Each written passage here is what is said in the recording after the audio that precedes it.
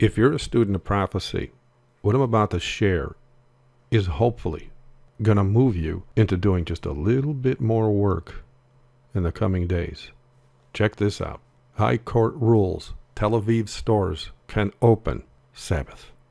I'm just going to read this first section here. It says supermarkets, entertainment centers, and pharmacies will be allowed to operate in Tel Aviv from Friday sunset to Saturday sunset.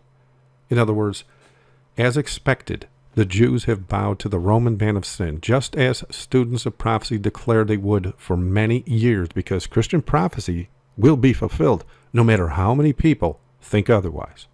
And what I mean by that is, decades ago, in the mid-1990s, in fact, when I started to declare the present truth on the streets regarding the mark of the beast, people laughed out loud at me and suggested I sit for a fitting of a tinfoil bonnet because I stated everyone, and this includes the Jews, will eventually be pressured by the popes of Rome to keep Sunday holy. They claimed it would be possible for other Christians to embrace Sunday laws because they already keep Sunday holy.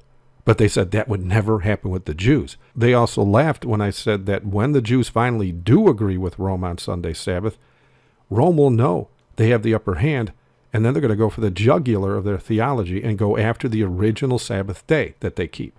And then 13 years later, in June of 2007, I shared in my newsletter that the Jewish people were in fact considering, by a majority vote no less at 56%, to support a bill that would make Sunday a day of rest in Israel.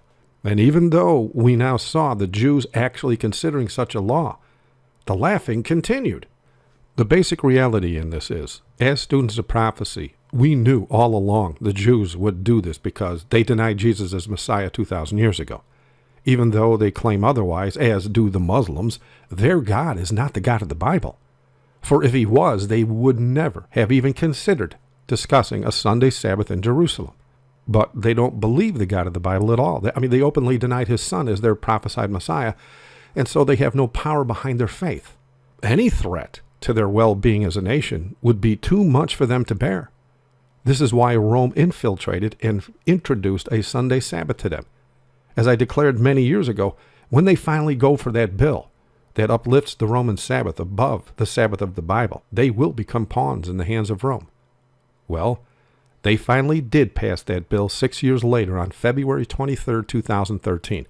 And as expected, it was then Rome knew they got them right where they wanted them. As of that date, the Jews now declare Sunday to be a work-free day in Jerusalem, just as Rome has been demanding everyone on the planet do for decades. But in order for the Pope to make it truly universal, he had to get the oldest known Sabbath-keeping people on earth to follow his lead. Now, since the Jews have no real faith in the God of the Bible to protect them from Rome, they easily bowed in worship of the Pope, just as prophecy predicted they would. And so, as we also expected, Rome decided to take it a step further, wherein they could use craft to rewrite their laws so as to make working on the real Sabbath from Friday sundown to Saturday sundown to appear as completely acceptable, as this article now confirms just happened. This was done to further lock down their rebellion against the God of the Bible. And why go for the throat on this one? Well, Satan hates God's law that much.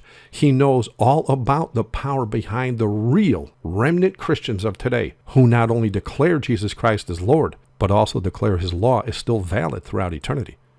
In fact, as per the two fruits of a true Christian, as outlined in Revelation 14:12, that is the main reason those real Christians never received the mark of the beast, and that's why Satan's so angry.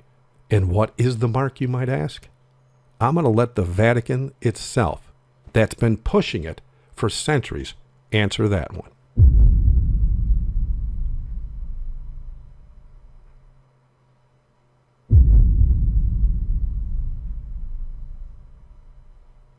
Thank you for watching.